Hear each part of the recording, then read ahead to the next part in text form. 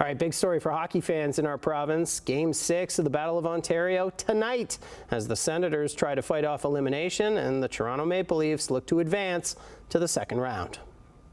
Brady Tkachuk with a wide open net to seal it. On Tuesday, the Senators stomped on the Leafs 4-0 in Game 5 to win their second in a row after the Leafs won the first 3 games of the series. A series which now stands at 3 games for the Leafs and 2 for Ottawa. For more on this, I'm joined by legendary Leafs broadcaster and CHCH royalty, Paul Hendrick. Paul, the Leafs looking very strong at the start of this series, but they had no get-up in Game 5. What's been different for the team in these last 2 games, these losses to Ottawa?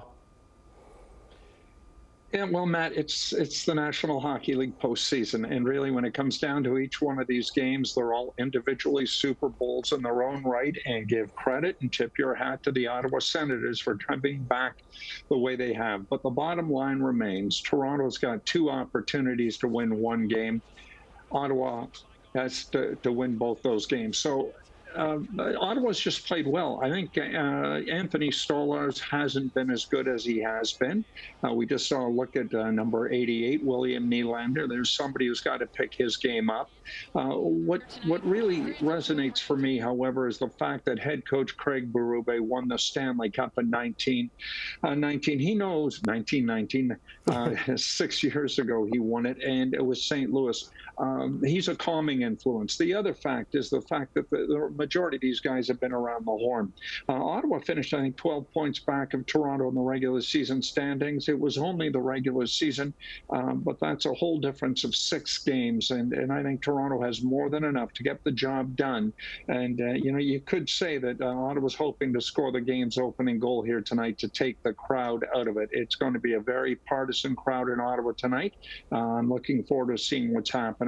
But I think this Toronto team, they weren't too upset after Game 5, and I think they're going to go into this game with a business-like attitude and hopefully get the job done. I don't want to see this go to Saturday night. Oh, yeah, me neither. But, the Senators, they don't have history on their side. I think they would be the 5th team in the history of professional sports, if I'm correct, the 5th team to ever come back from a 3-0 deficit. Mm-hmm. Do you see a world where Ottawa could somehow, be that 5th team?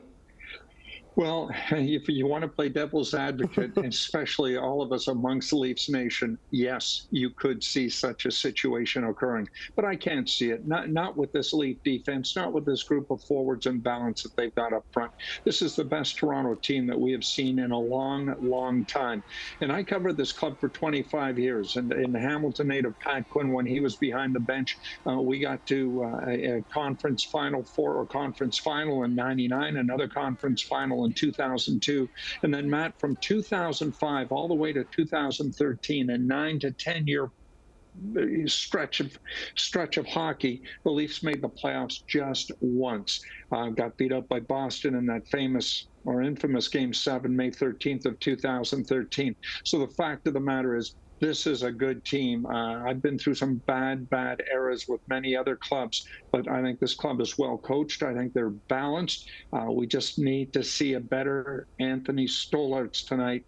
And of course, that core 4, they've got to pick up. I can go right down the list, but I think William Nylander is going to show us tonight. The other thing is, I've got a feeling about Scott Laughton centering that 3rd line. I think we're going to see some balance from that 3rd and 4th trios, but I like that 3rd line and the way they're going to go tonight. So William Nylander, Scott Laughton to have good games tonight, and fingers crossed that Anthony Stolarz can play the way he has. Otherwise, it's going to be Joseph Woll's net from there on in. Well, Paul, I hope you're right. I hope tonight is the night for the Leafs. That's former Leafs broadcaster Paul Hendrick. Paul, thanks for joining us. Thank you, Matt.